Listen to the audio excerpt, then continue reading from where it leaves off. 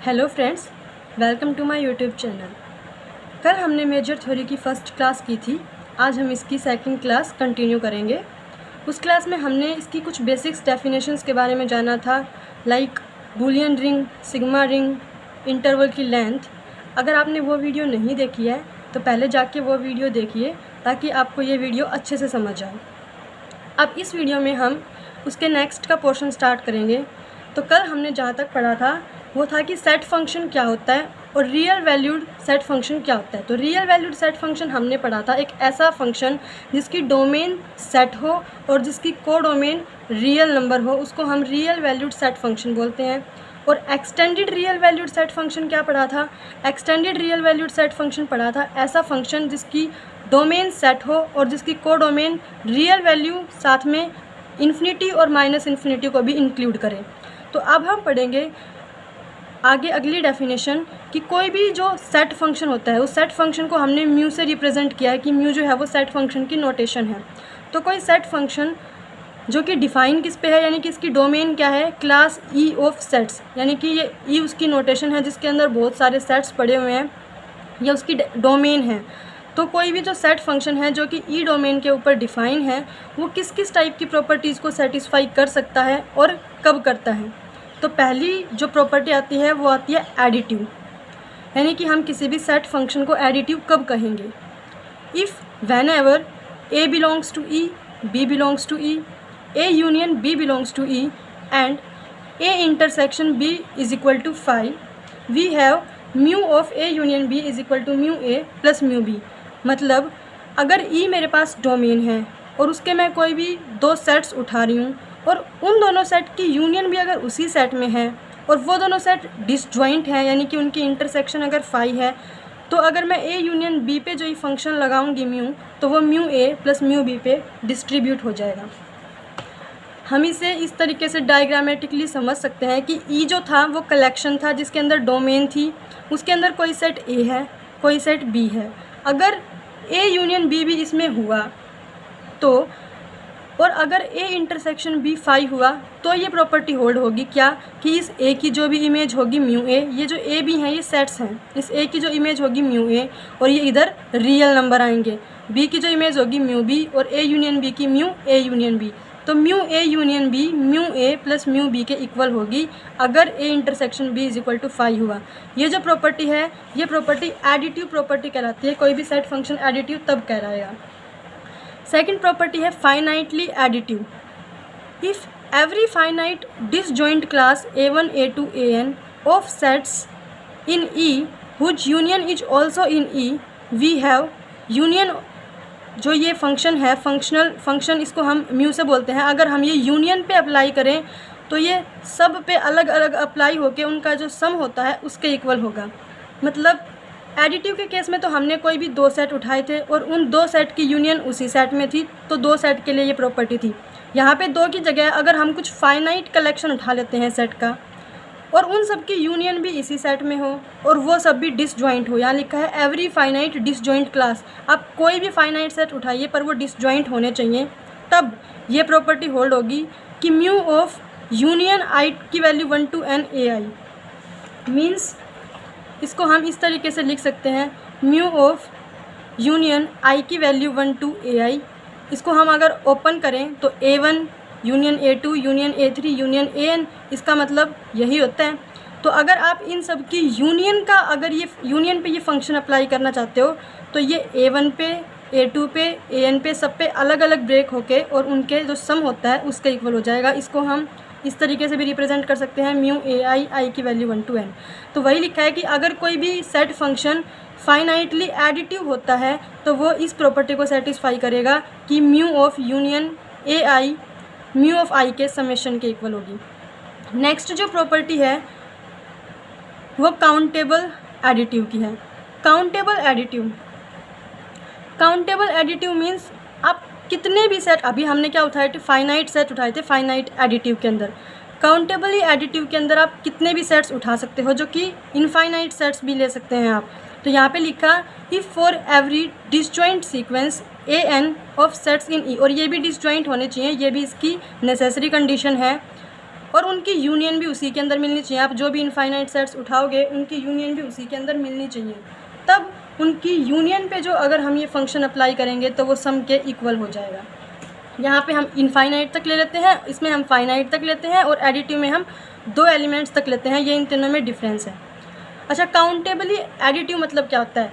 Countable का हम simple सा मीनिंग ये समझ सकते हैं, अगर हम बोलते हैं, जैसे हमने पढ़ा है कि जो रियल नंबर होते हैं वो अनकाउंटेबल होते हैं और जो रेशनल नंबर होते हैं वो काउंटेबल होते हैं।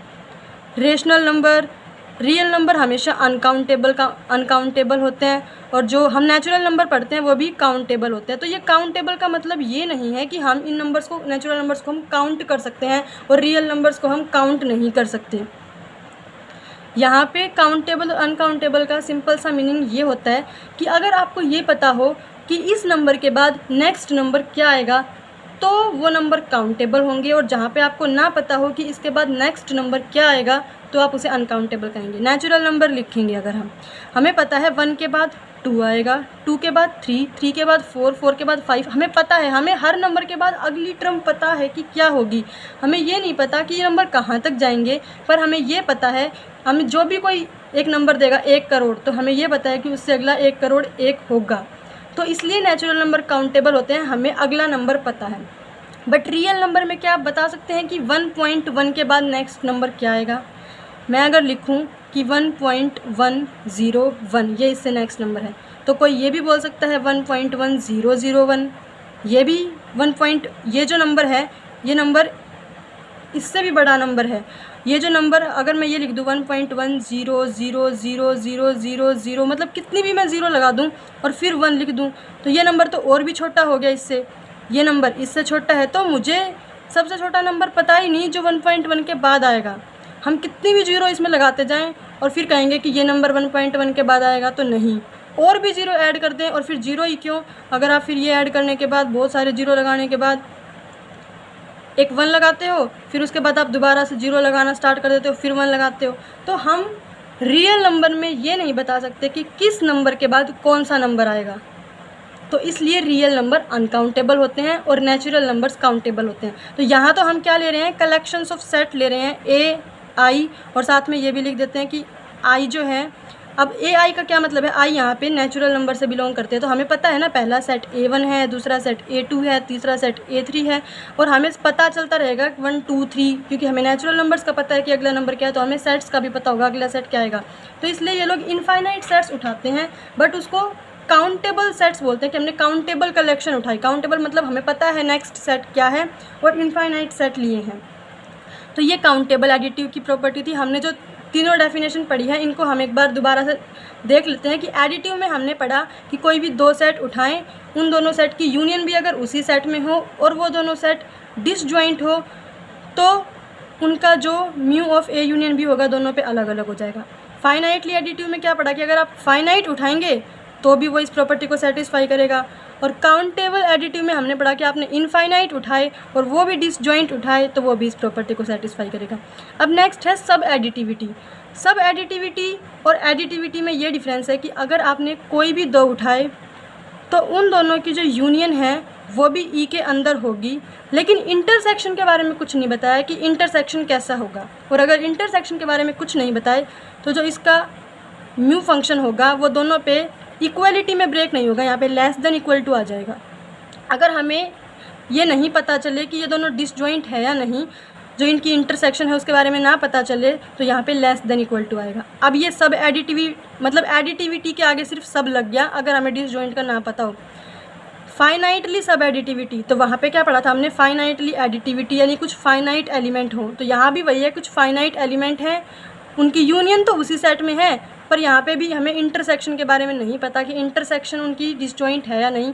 तो यहाँ पे भी उनका जो म्यू हम यूनियन पे लगाएंगे वो समेशन में तो होगा, लेकिन लेस देन इक्वल टू के साथ। ओके, सिमिलरली इसमें नेक्स्ट डेफिनेशन है काउंटेबल सब एडिटिविटी, यानी कि इन तीनों के नाम में हम सब एडिटिविटी लगाते हैं। सब एडिटिव, फाइनाइटली सब एडिटिव और काउंटेबल सब एडिटिव, मतलब इसके अंदर भी हम इनफाइनाइट सेट्स उठाते हैं, उन इनफाइनाइट सेट्स की यूनियन उसी सेट्स के अंदर अगर मिले और इंटरसेक्शन के बारे में कुछ नहीं पता तो उस पर जो म्यू फंक्शन लगाएंगे वो लेस देन इक्वलिटी के अंदर ब्रेक हो जाएगा। इसके बाद हम पढ़ते हैं length of an open set. किसी भी ओपन सेट की लेंथ को हम कैसे डिफाइन कर सकते हैं।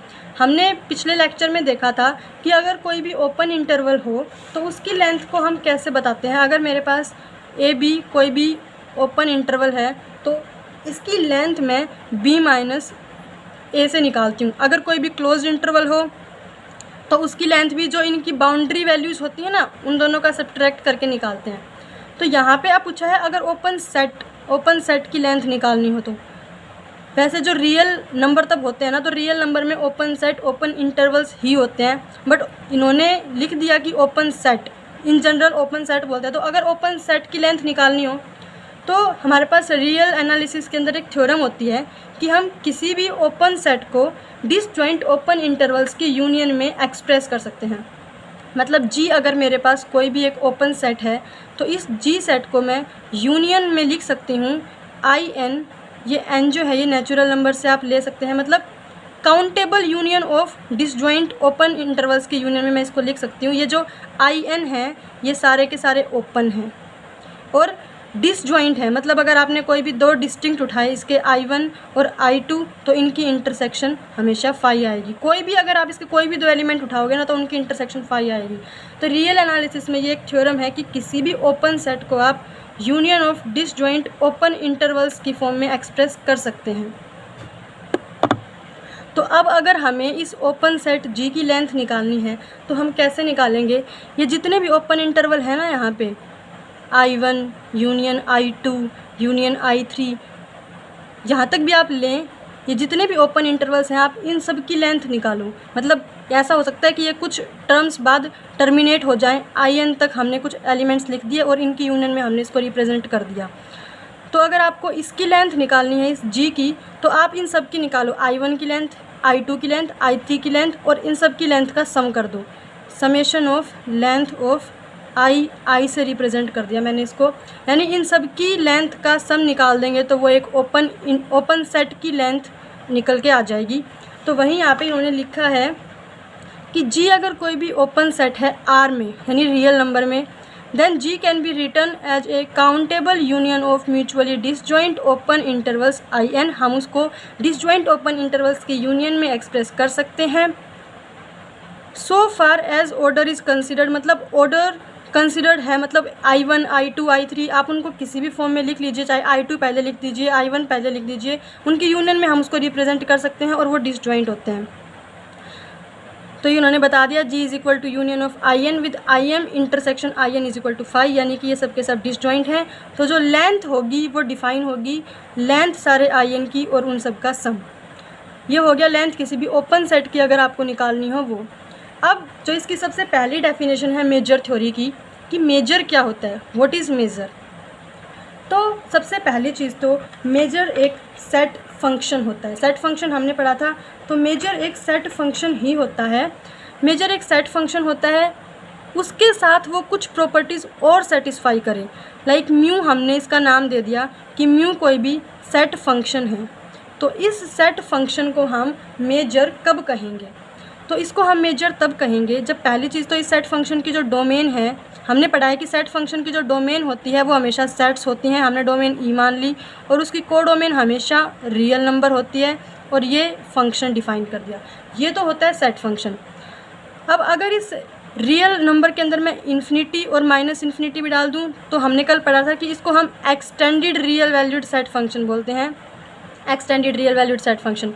बट इस म्यू को हम मेजर कब बोलेंगे, तो मेजर बोलने के लिए पहले तो ये होना बहुत ज़रूरी है कि वो सेट फंक्शन हो। तो मेजर इसको हम तब बोलेंगे फर्स्ट, तब अगर ये सेट फंक्शन हो। सेकंड, ये जो सेट फंक्शन है ये नॉन नेगेटिव रियल वैल्यूड हो, नॉन नेगेटिव रियल वैल्यूड, यानी एक्स्ट्रा कंडीशन क्या डाल दी कि ये जो वैल्यूज़ इसकी रेंज के अंदर मिलेंगी ना वो ग्रेटर देन इक्वल टू 0 हो, नेगेटिव वाला पोर्शन ना हो इनकी इमेज में। नॉन नेगेटिव रियल वैल्यू, इस जो भी डोमेन होगी उसकी जो इमेज आएगी वो नॉन नेगेटिव रियल वैल्यूड है। थर्ड कंडीशन होनी चाहिए कि वो एडिटिव, काउंटेबली एडिटिव, जो हमने पढ़ा था ना काउंटेबली एडिटिव, काउंटेबली एडिटिव क्या पढ़ा था कि किसी भी सेट फंक्शन को काउंटेबली एडिटिव कब कहेंगे, जब उसके इनफाइनाइट सेट उठाएं, उनकी यूनियन भी उसी सेट में हो, उनकी इंटरसेक्शन जो है वो डिसजॉइंट हो, तो उस पर जब हम ये फंक्शन अप्लाई करेंगे तो ये इस फॉर्म में आ जाएगा। यही हमने काउंटेबल एडिटिव में पढ़ा था। तो अगर ये सेट काउंटेबल एडिटिव की प्रॉपर्टी को भी सेटिस्फाई करे और एक कंडीशन और सेटिस्फाई करे कि जब हम फाई सेट लेना तो उसकी जो ये इमेज देगा वो मेरे पास 0 दे। फाई की इमेज हम खुद डिफाइन करेंगे, फाई की इमेज वो 0 दे। अगर कोई सेट फंक्शन ये प्रॉपर्टी सेटिस्फाई कर दे तो उसे हम उस सेट फंक्शन को ही मेजर बोलते हैं। Is it clear? अब हम इसको यहाँ से पढ़ लेते हैं कि A measure is an extended real valued. Measure एक एक्सटेंडेड रियल वैल्यूड यानी कि इन्फिनिटी और माइनस इन्फिनिटी वो इंक्लूड करे। हालांकि इन्फिनिटी ही इंक्लूड करे, क्योंकि हम जब नॉन नेगेटिव की बात करते हैं तो नेगेटिव नंबर को तो वो छोड़ ही देता है, तो माइनस इन्फिनिटी को भी नहीं लेगा। तो extended real valued, non negative and countably additive set function. तो मेजर एक सेट फंक्शन ही होता है जो इन सब प्रॉपर्टी को सेटिस्फाई करे। वो डिफाइन किस पे हो? रिंग ए पे। हम इसकी एक कंडीशन और इसमें एक्स्ट्रा ऐड करेंगे कि इसकी जो डोमेन होगी ना वो एक रिंग ए होगी। रिंग हमने पढ़ी थी कल कि कोई भी दो एलिमेंट अगर मैं इसके उठाऊं रिंग के, तो उन दोनों का डिफरेंस भी अगर इसी रिंग में आए और उन दोनों की यूनियन भी अगर इसी में आए, इसी सेट में आए, तो इस सेट को हम रिंग बोलेंगे। कल हमने ये पढ़ा था। तो इसकी डोमेन जो है वो रिंग होनी चाहिए। ये 5 कंडीशंस अगर ये कोई, और साथ में जो फाई है उसका जो ये वैल्यू है हम 0 डिफाइन करें, तो इस म्यू को ही हम मेजर बोल देते हैं। ठीक है, तो अब ये जो म्यू हमने पढ़ा है कि यहाँ इन्होंने लिखा कि mu is a measure of A, तो हम इस मेज़र को म्यू से रिप्रेजेंट करने की बजाय आगे हम इसको एम से रिप्रेजेंट करेंगे। कि म्यू तो क्या है, कोई पूरा का पूरा फंक्शन था, उस फंक्शन के अंदर जैसे कोई भी ए सेट है, तो उस सेट ए के ऊपर जब हम ये फंक्शन अप्लाई करेंगे तो उसको उसकी नोटेशन हम एम देंगे, उसको हम एम ए बोलेंगे। कि म्यू ए मतलब क्या है? मेजर ऑफ ए। अगर मतलब पहले जो ये म्यू था ये सेट फंक्शन था, लेकिन अब ये सेट फंक्शन मेजर बन चुका है, तो इसलिए हम म्यू ए की जगह इसे एम ए से रिप्रेजेंट करेंगे और इसको बोलेंगे क्या? Measure of A. तो ये हमारे पास डेफिनेशन थी मेज़र की। किसी भी सेट को हम मेजर कब बोलेंगे? किसी भी सेट फंक्शन को। अब इन्होंने यहाँ पे बताया है कि let M E be infinite, means किसी सेट का मेजर इनफाइनाइट है। किसी सेट का मेजर इनफाइनाइट कब हो सकता है? मान लो हमने जो सेट फंक्शन डिफ़ाइन किया है वो लेंथ डिफ़ाइन की है, तो अगर हम कोई 0 से, जैसे कल हमने ये पढ़ा था कि अगर हमने 0 से इन्फिनिटी तक का कोई भी सेट ले लिया तो इसकी लेंथ क्या मिलेगी? इन्फिनिटी माइनस 0 यानी कि इन्फिनिटी। तो इसकी लेंथ क्या है? इन्फिनिटी है ना। तो इसका मतलब जो मेजर ऑफ ई है वो मेरे पास इन्फिनिटी है, अगर ये सेट ई है तो इन्होंने कहा है कि अगर एम ई इन्फिनिटी हो for an infinite set E, यहाँ पे हमारा सेट भी तो इनफाइनाइट ही था, for an infinite set E and be equal to the number of elements in E for a finite set E. और अगर आप कोई फाइनाइट सेट लो तो अगर उस पर जब आप ये एम ई निकालो वो क्या आ जाए? उस सेट में जितने नंबर ऑफ एलिमेंट्स है ना वही आ जाए। Then M is countably additive set function. तो हम उस एम को काउंटेबली एडिटिव सेट फंक्शन कहेंगे। Defined for all set of real numbers, this measure is called the counting measure. यानी अब जो ये मेजर हमने निकाला है इस मेजर को हम काउंटिंग मेजर कहेंगे। मतलब हमने क्या डिफ़ाइन कर दिया एक्स्ट्रा में कि हमने जो फंक्शन डिफ़ाइन किया है म्यू, उस फंक्शन की फंक्शनल वैल्यू किस तरीके की आएंगी। अगर कोई आप इनफाइनाइट सेट लेते हो तो वो इनफाइनाइट पे मैप होगा, और कोई फाइनाइट सेट लेते हो तो उसके अंदर जितने नंबर ऑफ़ एलिमेंट्स है उन पे मैप होगा। अगर ऐसा हो रहा है तो उस मेजर को, उस सेट फंक्शन को हम काउंटिंग मेजर कहेंगे। ओके फ्रेंड्स, हम अपने वीडियो को आज यहीं तक रखते हैं। आगे की वीडियो में हम इसका सबसे important topic outer measure explain करेंगे। तब तक के लिए अपना ध्यान रखिए, सेफ़ रहिए, और अगर मेरी वीडियो अच्छी लगे तो इसे लाइक कीजिए, शेयर कीजिए और मेरे चैनल को सब्सक्राइब कीजिए। Thank you.